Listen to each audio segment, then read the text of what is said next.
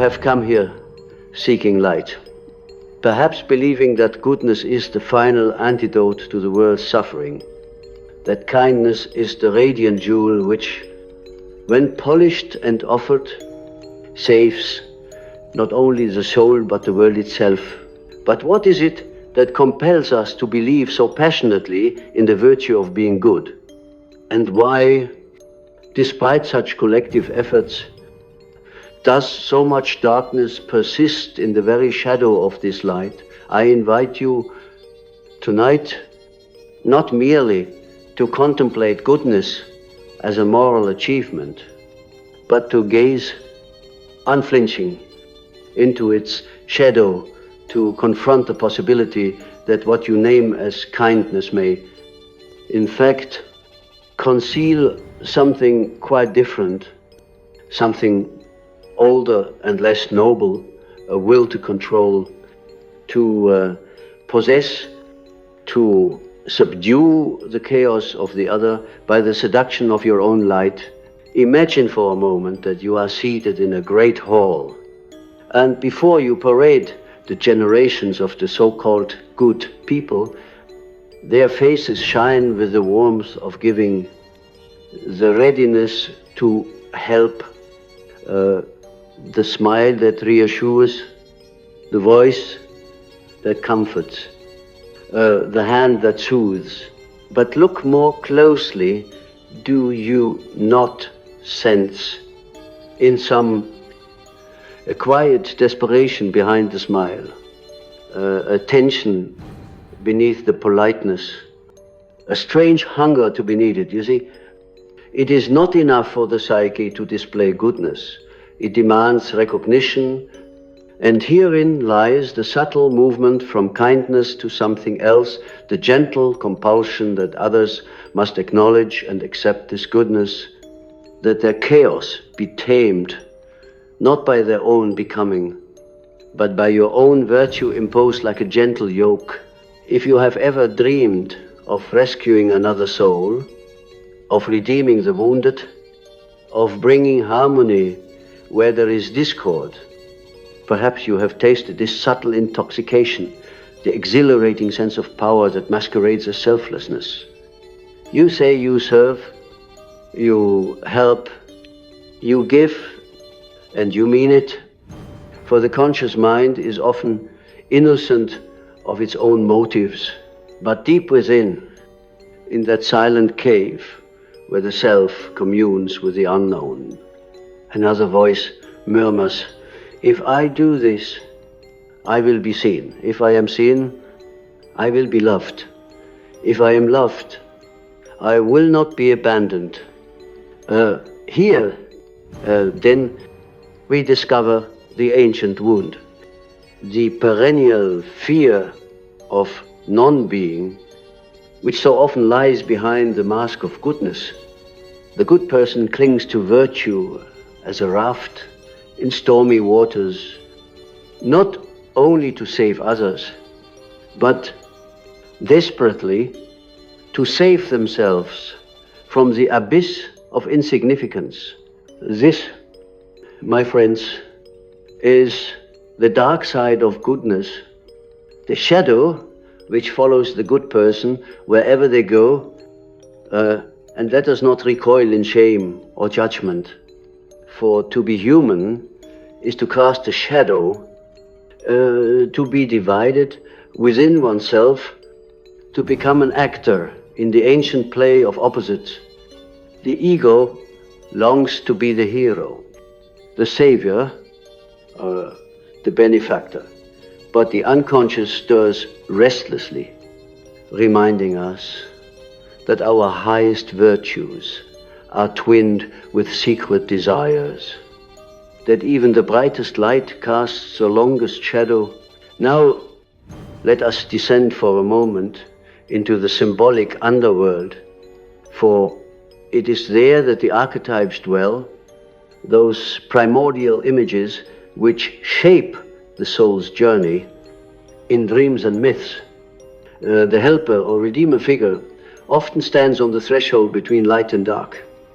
The known and the unknown Consider the image of the healer who, in tending to the wounds of others, must also confront the poison within themselves, or the benevolent king who, seeking peace for his people, becomes a tyrant by decreeing harmony at any cost, suppressing dissent, silencing the chaos which he fears may erupt at the margins. The good person then is forever haunted by the possibility of becoming their opposite.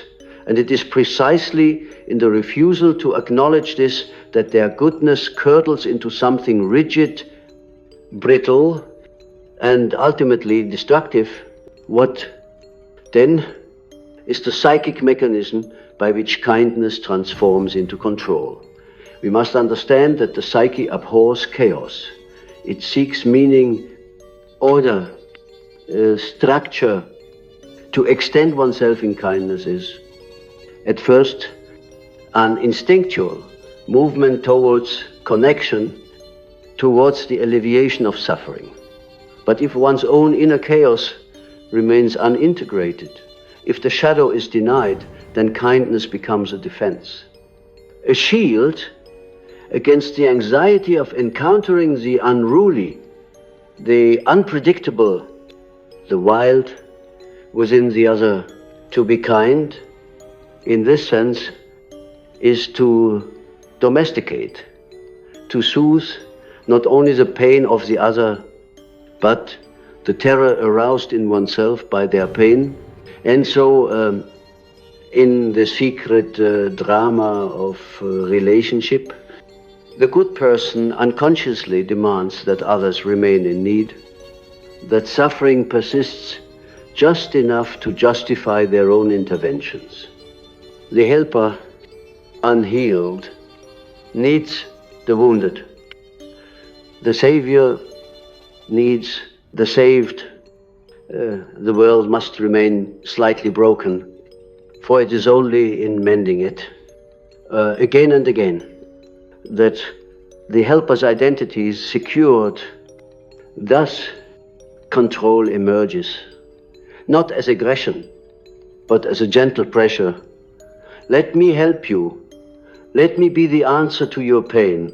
Let me save you. So I need not confront my own helplessness. It is here, perhaps, that many of you will begin to feel an unease, for it is an uncomfortable truth that so much of what passes for virtue is, in the end, a negotiation with fear. Fear of the unknown, of the unpredictable, of the monstrous and chaotic energies that live not only in others but in ourselves. The good person believes they stand apart from these energies, but the truth is that they are merely disguised, hidden beneath the mask of altruism. The shadow, then yet, becomes the puppet master, orchestrating good deeds not for the sake of the other, but to preserve the fragile integrity of the ego. Consider, for instance, the dreams of those who pride themselves on their relentless helpfulness. How often do these souls find themselves in the labyrinths of sleep, chased by wild animals, threatened by floods, lost in dark forests? The unconscious reveals what the conscious mind cannot bear, that beneath the cultivated order of daily life, the wild energies of instinct, anger, lust, and fear continue to prowl, demanding recognition, seeking expression. And the more they are denied, the more powerfully they erupt, sometimes in outward events, sometimes in illness, sometimes in the subtle manipulation of others beneath the guise of love. In my years of listening to the wounded soul, I have seen this pattern repeat endlessly. The person who cannot say no, who offers themselves as a perpetual sacrifice who binds themselves to the suffering of others, only to awaken one day in exhaustion, resentment, even rage. They are astonished by these feelings, for they have believed so firmly in their own goodness, and now the shadow erupts sometimes explosively, sometimes in the slow poison of passive aggression or quiet withdrawal. Here we see the inevitable cost of denying one's own darkness. The good person becomes, in time, a jailer of themselves and of others. It is not my purpose to dissuade you from kindness or to invite cynicism toward virtue. Rather, I urge you to see that the psyche is never so simple, never so transparent. Goodness, if it is to be real, must be born from wholeness, not from a partial identification with the light, but from the courageous embrace of both light and shadow. The truly good person is not one who refuses their darkness, but one who knows it intimately, who has befriended their own hunger for power, their need for recognition, their fear of abandonment. Only then can kindness become an offering without strings, a gift rather than a demand, a movement of the soul rather than a negotiation of the ego. Do you begin to see now why the world is so often disappointed by its good people? Why relationships built on rescue and dependence collapse beneath the weight of their own unconscious contracts? It is because the soul craves authenticity, not perfection. It longs for truth, not mere appearance. The person who offers kindness without confronting their own need to control becomes, paradoxically, a source of subtle violence, a suffocating presence that stifles the other's becoming, that turns love into a transaction, that exchanges care for obedience. You may recall the myth of Persephone, the maiden, seized by Hades and taken to the underworld. Her mother, Demeter, is the archetype of the nurturing mother, the provider of life and abundance. But when Persephone is taken, Demeter's grief transforms her. She becomes possessive, even vengeful, plunging the earth into famine until her daughter is returned. This is the shadow of the nurturing archetype, the willingness to destroy the world in order to keep the beloved safe, to demand that the natural order bend to the will of love. So it is with all of us, our virtues, unchecked and unexamined, contain within them the seeds of their own destruction. How then are we to proceed? The first step is to recognize that control is not always loud or violent. It can be soft, persuasive, woven into the very fabric of our most cherished virtues. The good person often controls not through force, but through expectation, through the unspoken demand that others conform to their vision of order, that they play the role of the grateful recipient, the willing patient, the child in need of guidance. The shadow of kindness is the fear that without this arrangement, one's own identity will collapse, that the helper will be revealed as helpless, the savior as in need of saving. I ask you now to turn your attention inward, to the secret places of your own soul. Where have you sought to help? Not from fullness, but from emptiness. Where has your kindness become a form of self-protection? A shield against the terror of your own chaos, where in the labyrinth of your relationships, Have you subtly demanded that others remain in need, that their dependence secure your place in the world? These are not easy questions, but they are necessary if we are to grow beyond the limitations of unconscious virtue.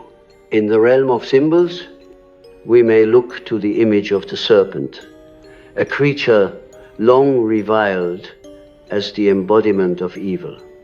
Yet, in many traditions, a sign of wisdom, transformation, the cycle of death and renewal. The serpent sheds its skin, sloughing off the old to reveal the new. So too must a good person shed the skin of naive virtue, allowing themselves to encounter the raw, unsettling energies which have been repressed in the name of goodness. Only by descending into the underworld of the soul, by facing the monsters and phantoms that dwell there, can one return with the golden seed of true compassion. The work of individuation, the journey toward wholeness, is not a rejection of virtue, but its transfiguration. When we dare to know ourselves fully, to see without flinching the ways in which our light is tinged with shadow, then we begin to love not as a means of control, but as an act of liberation. We grant to others the dignity of their own struggle, the freedom to air the possibility of their own transformation. We no longer need to be the hero in every story, the rescuer in every drama. We become companions, witnesses, fellow travelers on the path of becoming. I know that these ideas may stir discomfort, even protest within you. The ego resists its own dethronement. It clings to the myth of its innocence, its selfless intention. But remember, the goal of depth psychology is not comfort, but truth. Not peace at any price, but the dynamic, creative tension. That alone can birth new life. The world does not need more good people who are unconscious of their own motives. It needs whole people, those who have drunk from the well of their own darkness and emerged with the capacity for genuine love.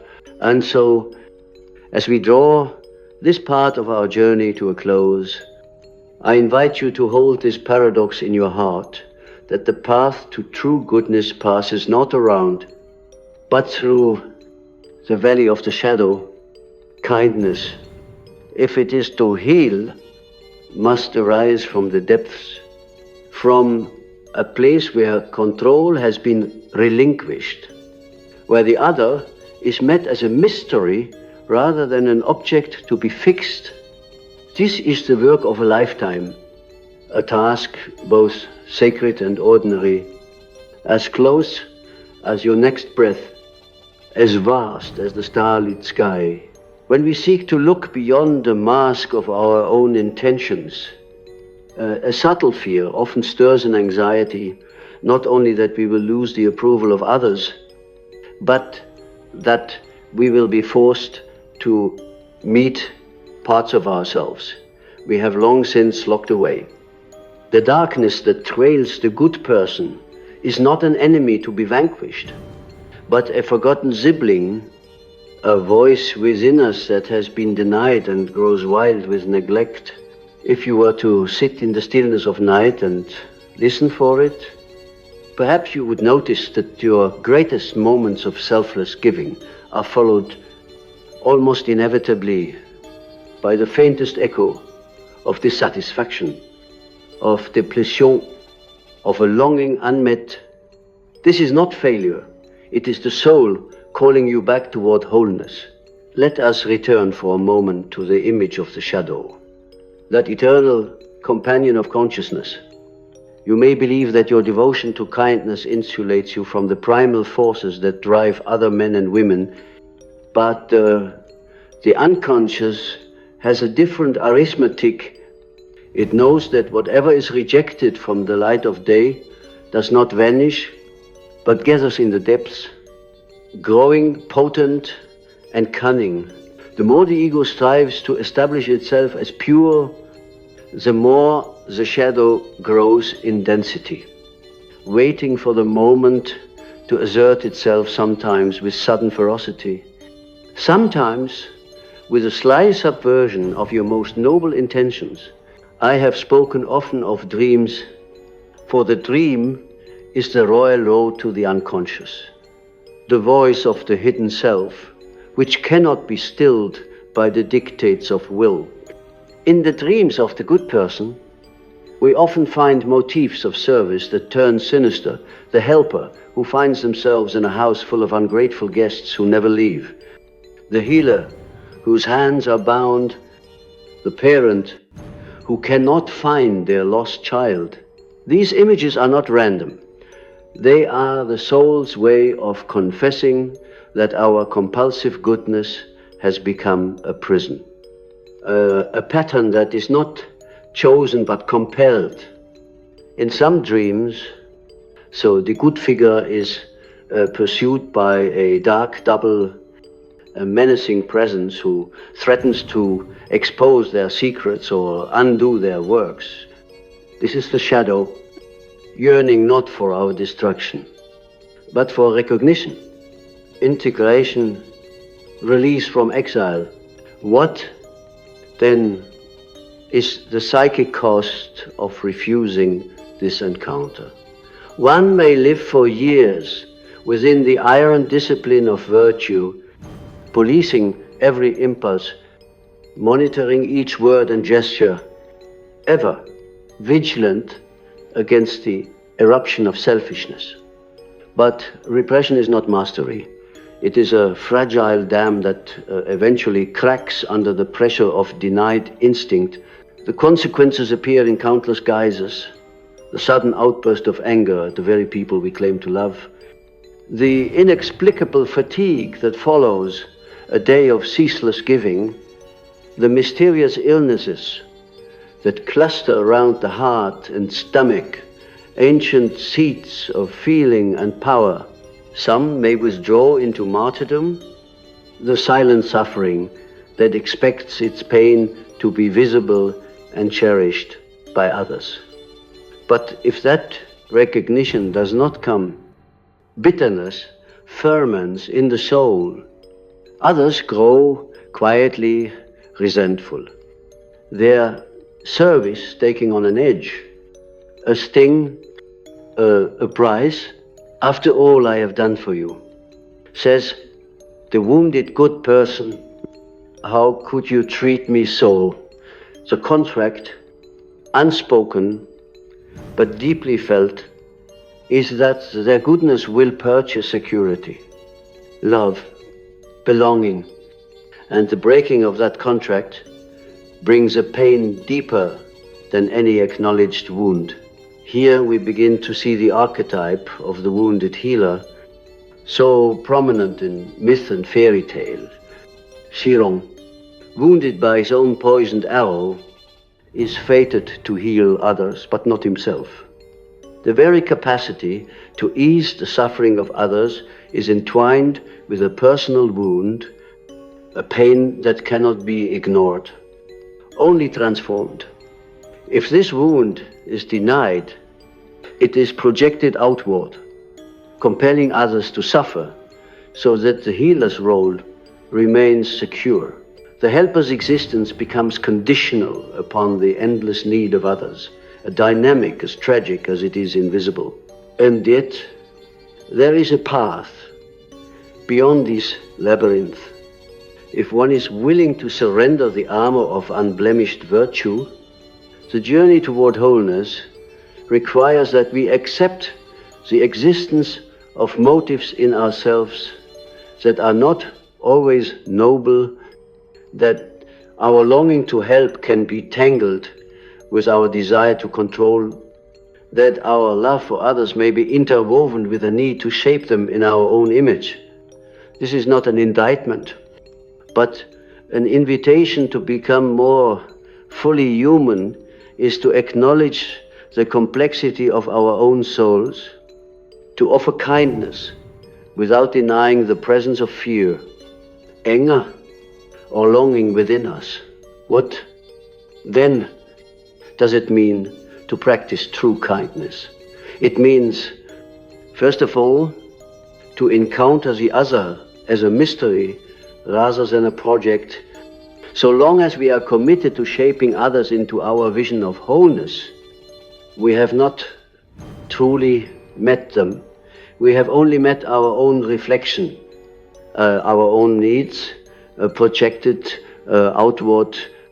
To love is to accept the other's right to their own journey, to their own darkness, to the unpredictable rhythm of their own becoming. This requires humility, the humility to release control, to relinquish the secret hope that our goodness will save anyone from the task of their own self-discovery. The archetypes teach us that transformation occurs in the crucible of tension, just as the alchemist seeks to unite opposites, fire and water, earth and air. So too must the soul find a way to hold both the desire to help and the willingness to step back. It is not enough to eradicate the will to control. It must be acknowledged, respected, and allowed to find a new relationship with the energies of love and care. Only then does kindness cease to be a weapon or a transaction and become instead a wellspring from which both giver and receiver may drink freely. This transformation is not achieved by an act of will, but through the slow, patient process of inner work. One must observe oneself with radical honesty, noting the subtle shifts in feeling that accompany acts of help. Is there a secret desire for gratitude, a quiet fear of being unneeded, a reluctance to allow the other to struggle, to fail, to find their own strength? These are not sins, but signposts, invitations to turn inward and ask, what in me is still waiting to be seen, acknowledged, loved into being. In the depths of the psyche, the drama of the good person and their shadow is echoed in the collective, in our families, communities, nations.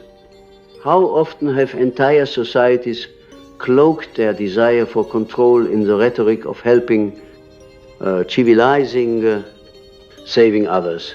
History is littered with the remains of projects undertaken in the name of kindness that ended in oppression, assimilation, erasure of the other. The macrocosm repeats the pattern of the microcosm. The work we do in our own souls is mirrored in the wider world. If you wish to know where your shadow lies, look not at your failures, but at your successes. Where have you achieved what you set out to do, only to find yourself restless, empty, or subtly disappointed? Where have you been most praised for your goodness, your self-sacrifice, your reliability? These are the places where the unconscious may have woven its own threads, where the archetype of the controller has nestled itself within the garments of virtue. It may help in moments of confusion to return to the language of symbols and myth. Consider the story of the Holy Grail, sought by knights and kings as the ultimate prize. So many believe that possessing the Grail will heal the land, bring peace, bestow immortality. But the Grail is elusive. It appears only to those who are willing to ask the right question, to confront not only the wounds of the Fisher King, but their own wounds, their own incompleteness, The true quest is not for a vessel of perfection, but for the capacity to hold paradox, to remain present in the face of suffering without demanding resolution. Thus, the good person is called not to eradicate their shadow, but to become a vessel broad enough to contain both light and darkness. When you help, do so with awareness of your own motives. When you refrain, do so without guilt. Allow yourself to be a creature of limits, capable of both selfishness and generosity, both control and surrender. In this way, kindness becomes a river that flows from the hidden springs of the soul, nourishing both self and other, free from the compulsions of the wounded ego. And now, as you listen to these words, perhaps you feel a quiet grief rising within you, a mourning for the years spent striving for goodness, the energy poured into holding chaos at bay, the subtle manipulations that seemed necessary for survival. Do not turn away from this feeling. It is the beginning of compassion, not only for others, but for yourself. The journey toward wholeness is marked by such moments when the armor falls away and we stand trembling and real in the presence of our own vulnerability. In this place, humility and courage meet. The humility to admit that we do not always know what is best for others, that our love can wound as well as heal. The courage to keep loving anyway, to keep serving, to keep risking the pain of connection without hiding behind the shield of control. Here, the archetype of the wounded healer comes to its highest expression, not as one who seeks to save the world, but as one who holds space for the world to heal itself. The work of integrating the shadow is never complete. Like the seasons, it returns in cycles, each time offering new insights, new challenges, new possibilities for growth. You will find yourself again and again tempted to rescue, to fix, to impose order on the chaos of another's life. But with each return, you may find that your grip softens, your heart opens, your presence becomes more spacious, more generous, more capable of bearing the mystery of the other without shrinking from your own. If you are willing to undertake this journey, you may discover a new kind of freedom, the freedom to be fully human, in all your contradiction and complexity, to offer love not as a bribe or a demand, but as a gift.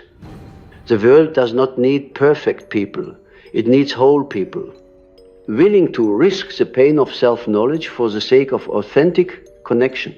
Let us rest for a moment in the space of possibility, neither condemning our shadows nor denying our light, but embracing both as necessary companions on the path to individuation. If you would know true kindness, begin by meeting your own darkness with tenderness, your own longing with patience, your own fear of chaos with the steady gaze of self-acceptance. Perhaps you feel at this threshold a stirring of both relief and resistance. To live as a good person in the ordinary sense is exhausting.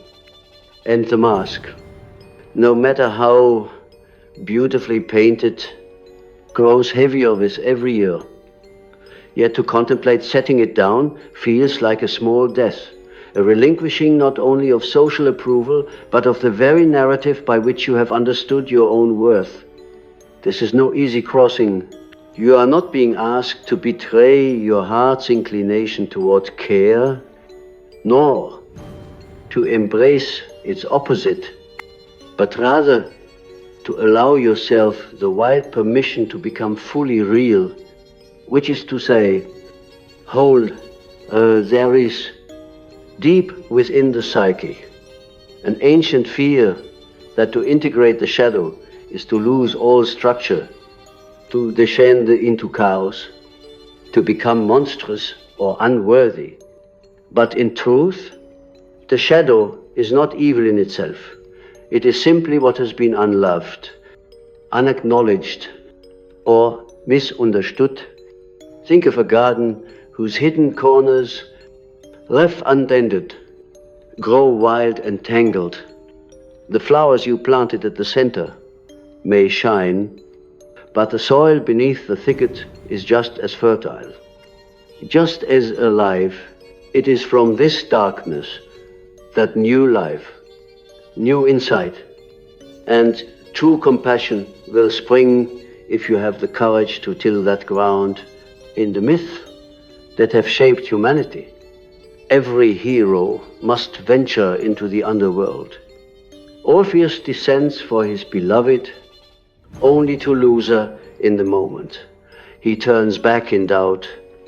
Perseus must face Medusa, the monstrous feminine whose gaze turns men to stone. The underworld is not only the land of death, it is the place where illusions are stripped away, where the soul must confront all it has denied. The good person, if they are to become whole, must likewise descend into sorrow, into longing, into the raw need for recognition, power, intimacy, and even anger, all those feelings that for so long have been judged and exiled. When you feel, as you surely will, the trembling of old anxieties, the fear of rejection, the terror of being seen as not good, the shame that creeps in when you admit your real needs, let this be your signal that the journey is unfolding as it must. These emotions are not obstacles, but thresholds. Ich fear, each pang of guilt or shame marks the edge of the known world and the entrance to the greater mystery. The process is not to eradicate these feelings, but to welcome them as guides. Let us look again at the subtle mechanisms by which kindness becomes control. It often happens in the smallest gestures, a word of advice not asked for, a gift given with a silent hope of gratitude, a favor offered to secure another's dependence. None of these are bad in themselves. In fact, they are the ordinary currency of human connection. But when such acts are driven by unexamined fear or secret desire, they generate a psychic debt, a sense that something is owed in return. Over time, this unspoken expectation breeds resentment on both sides. The giver feels unappreciated, the receiver feels subtly obligated or diminished. There are families and entire communities shaped by this dynamic, a web of obligations and silent contracts that masquerade as care. Parents whose sacrifice for their children becomes a lifelong claim upon their gratitude. Friends who quietly compete to be the most helpful. The most indispensable partners whose devotion is entangled with jealousy or the wish to shape the beloved's life. At the root of all these patterns is the archetype of the savior, the benevolent ruler, the martyr noble in appearance, but often masking a profound anxiety about their own value and belonging. We might ask, what happens when the good person is finally confronted by their own limitations? When the reservoir of self-sacrifice runs dry, when exhaustion or crisis strips away the illusion of endless giving in such moments. So the shadow comes forth, not as an enemy, but as a long-awaited guest, demanding to be heard. You may discover beneath the fatigue and resentment a wellspring of anger that you have denied a desire for freedom, autonomy, even solitude. These two are sacred. They are the voice of the soul insisting upon its right to exist, to set boundaries, to claim space for its own growth. This confrontation is often frightening, for it threatens the very story by which you have justified your existence. If I am not always good, always selfless, always needed, will I still be loved? Will I still belong? These are not questions of logic, but of the heart's deepest longing. It is here that the great work of individuation takes place. For only by meeting these fears directly can you move beyond the compulsion to control others through kindness. In my own life, and in the lives of those who have come to me in search of healing, I have seen again and again how the embrace of the shadow leads not to the destruction of virtue, but to its renewal. When you are able to acknowledge your own desire for power, your own longing to be seen and needed, then you are no longer possessed by them. Instead, you gain the capacity to choose to help when it is right, to refrain when it is not, to offer kindness freely without the secret demand for payment. What then becomes of kindness when it is stripped of control? It becomes something more subtle, more spacious, and paradoxically more powerful. You can sit with another in their suffering without rushing to fix it, without needing them to become grateful or dependent upon you. You can let love be what it truly is, the willingness to let the other be, to let them find their own way, even if it means watching them struggle or make mistakes, or walk a path that you would not choose for yourself. This is not indifference, but reverence, the recognition that each soul has its own journey, and that the greatest gift you can give is not the imposition of your own order, but the freedom to discover order for themselves. Let me offer you an image that has often appeared in my patients' dreams: the forest at twilight. In this place, the path is unclear, and the air is alive with both beauty and threat. The familiar landmarks fade. You are forced to rely upon senses you have neglected, to listen not only with the ears, but with the heart and the body. In the forest, the boundary between self and other grows thin. You begin to feel that you are not separate, but part of a living web. It is here, in the dimness between day and night, that the old rules fall away, and a new way of being becomes possible, one in which kindness arises not from the need to control, but from the simple, radiant fact of connection. You may notice, as you walk this inner forest, that the creatures who live there, the fox, the owl, the serpent, the wolf, are not tame. They carry both wisdom and danger. They invite you to see yourself not as a master, but as a fellow being, subject to the same cycles of hunger, fear, longing, and joy. The more you befriend these inner animals, the less you feel compelled to manage the lives of others. You begin to sense that your own wholeness does not depend upon their gratitude or conformity, but upon your willingness to meet all that you are without judgment or denial. This is the heart of psychological alchemy, the transformation of the leaden compulsions of the ego into the gold of conscious choice. The ancient alchemists spoke of the conjunctio, the sacred marriage of opposites, the union of light and dark, masculine and feminine, a spirit and body. In the psychic realm, this is the moment when the good person and their shadow finally meet, not in battle, but in embrace.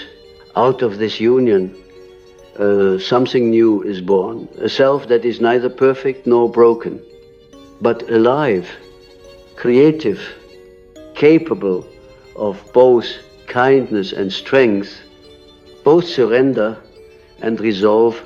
If you can live from this place, even imperfectly, you will notice subtle shifts in your relationships. Others may feel less pressure in your presence. They may sense that you are willing to meet them as they are, without the burden of expectation. You may find, too, that your own need to be needed grows quieter, that you are able to rest in moments of solitude or uncertainty, no longer driven by the anxiety that once compelled you to act. Do not be surprised if, at times, old patterns reassert themselves. The pull of the familiar is strong, and the world will often reward the appearance of virtue over the reality of wholeness. But each time you catch yourself reaching for control, each time you notice the subtle urge to be the savior, the fixer, the indispensable friend, pause. Take a breath. Ask yourself, what part of me is seeking recognition, safety, belonging? Can I honor that need without demanding that another person fulfill it for me?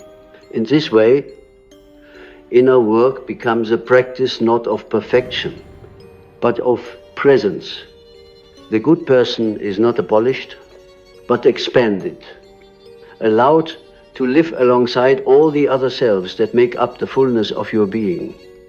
Your kindness, once tinged with anxiety and hidden demands, becomes softer, more resilient, more capable of enduring the chaos of real relationship. You may find, over time, that the very qualities you sought to impose on others, order, peace, healing, begin to take root in your own life, not as the product of control, but as the flowering of a deeper acceptance. You are less afraid of your own darkness, and so less afraid of the darkness in others. You're able to love without losing yourself, to help without becoming a slave to gratitude or resentment. As you move through the world in this way, you become a subtle presence, a quiet force for transformation. Others may not always understand what has changed, but they will feel it, a freedom, a permission, a gentle encouragement to become more themselves. This, perhaps, is the highest form of kindness, not the gift of rescue, but the invitation to wholeness. It is a paradox, and one that I urge you to cherish. The more you embrace your own shadow, the more luminous your presence becomes. Not because you have become flawless, but because you have ceased to fear your own depths. The dark side of goodness is no longer an enemy, but a source of power and renewal, a wellspring from which both you and those you love may draw. Let us remain here, in this twilight clearing, for a moment longer. Let the old story soften and dissolve the story of the tireless helper, the selfless martyr, the savior whose worth depends upon the suffering of others.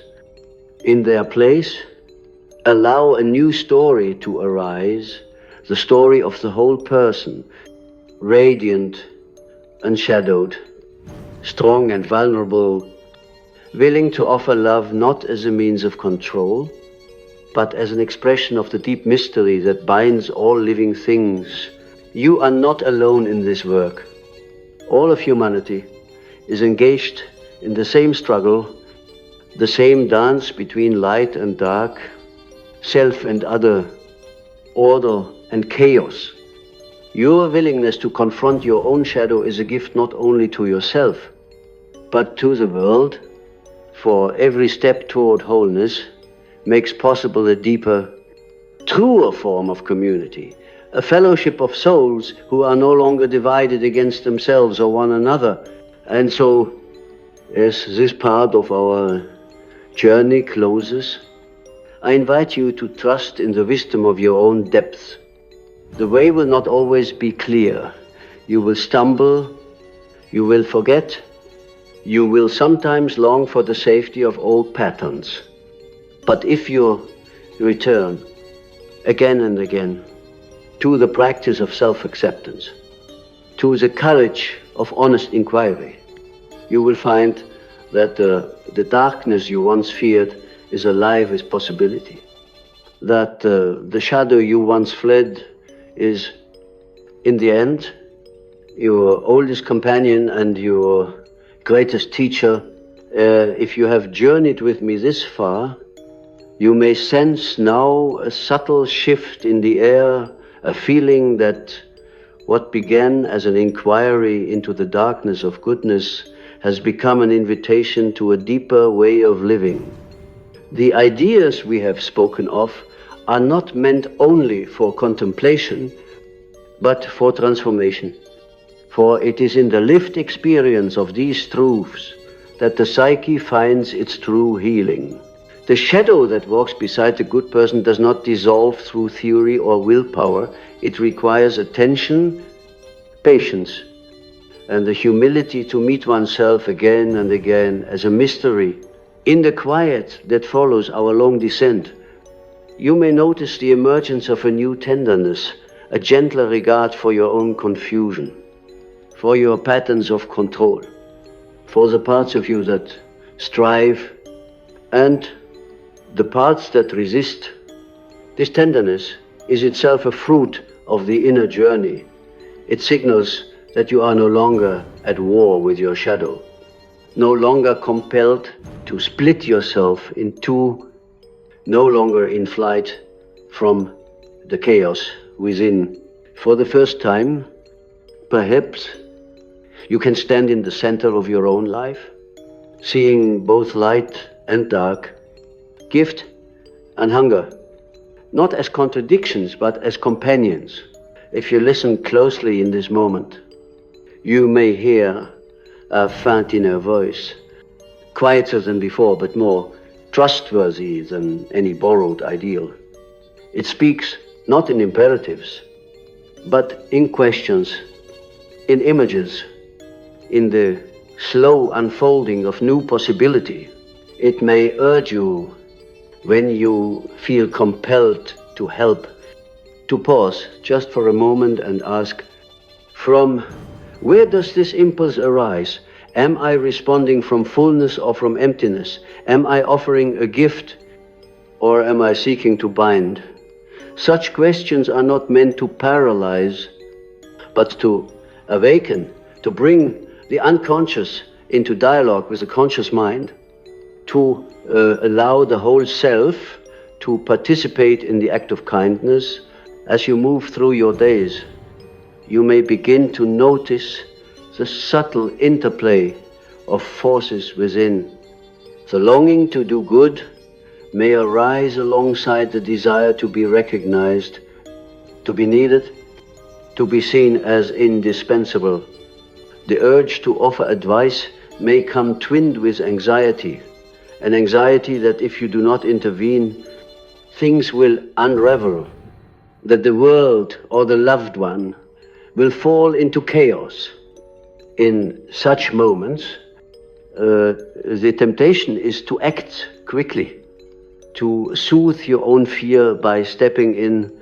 But if you can bear to wait, to let the tension build without resolution, you may discover a deeper strength, an ability to tolerate uncertainty, to trust in the growth and resilience of others, to honor the sacred freedom that each soul requires for its own journey. This is the art of conscious relationship. It is not a simple thing, nor is it static. To hold space for another to truly be present without the compulsion to control is a discipline that deepens with practice, with failure, with return. There will be times when you fall back into old habits, when the need for affirmation or for order feels overwhelming. In those moments, let self-reproach give way to curiosity. What does this impulse have to teach you? What longing is hidden inside the urge to help, to fix, to be the answer? In the alchemy of awareness, even our mistakes become material for transformation. Perhaps you will notice dreams shifting, where once the shadow appeared as a pursuer or a saboteur, you may begin to meet figures who are more ambiguous, more complex. A wise old woman who offers strange riddles, a wounded child who asks not for rescue but for company, a trickster who disrupts your well-laid plans but leaves you laughing in the darkness. These are signs that your relationship to your own unconscious is changing, that you are becoming a more trustworthy steward of your own depths. The myths and symbols that have accompanied us on this journey are not relics of a vanished past. They are living realities in the field of the psyche. The descent into the underworld, the meeting with the shadow, the alchemical wedding of opposites, these are movements that take place again and again in every authentic life. Each time you choose honesty over appearance, curiosity over judgment, acceptance over control. You enact these ancient mysteries each time you relinquish the compulsion to be good in favor of being real. You bring a little more light into the world, not the blinding light that erases all shadow, but the gentle glow that reveals depth and contour, possibility and limitation. I have spoken of individuation as the great work of human existence, the unfolding of one's true self out of the raw material of both conscious intent and unconscious longing. This work is not achieved in isolation, but in relationship to others, to the world, to the mysterious forces that move within and beyond us. The good person, freed from the tyranny of perfection, becomes capable of genuine relationship for the first time, not a meeting of masks, but a meeting of souls. In such encounters, help is given and received freely. Boundaries are respected, and the unpredictable creativity of the psyche is honored. There will be seasons in which you are called to serve, to offer yourself on behalf of another, to bear burdens not your own. There will also be seasons in which you must turn inward, tending to your own wounds, allowing others the dignity of their struggle. Wisdom lies in discerning which moment you are in, and in trusting that the rhythm of giving and receiving, of activity and rest, is itself a form of wholeness. You are not required to save the world indeed. You cannot.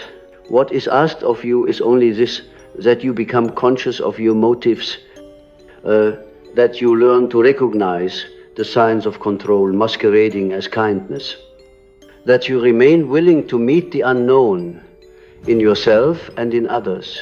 In this spirit, I invite you to treat your own inner life as a landscape to be explored with reverence. When old patterns arise, when you catch yourself reaching for control or recoiling from chaos, do not rush to correct or suppress. Instead, become a curious witness. What images arise in your mind, what memories are stirred, what feelings surface, and how do they move in your body?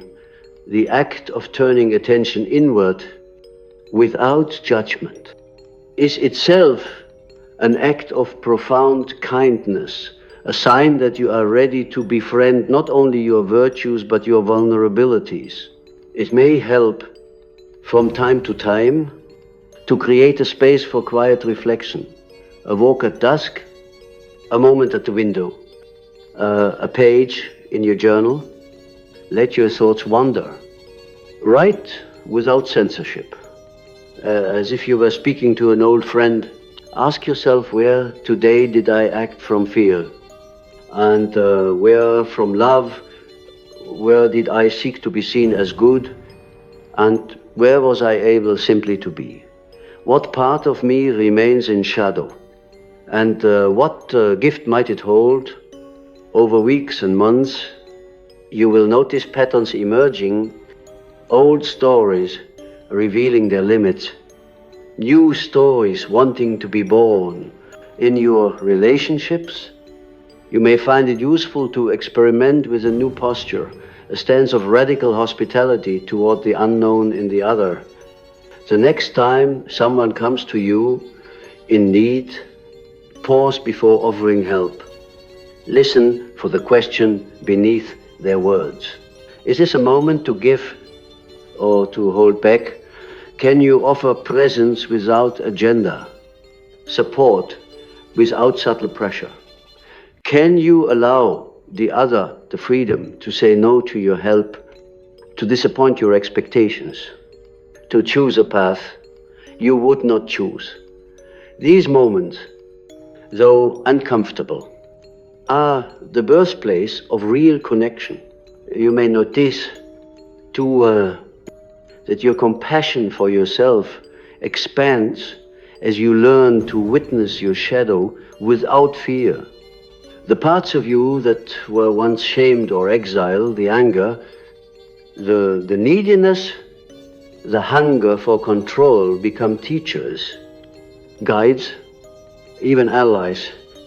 You will discover that the shadow, far from being a source of evil, is the storehouse of your unlived life, the reservoir of creative energy, passion, and intuition that is yours by right.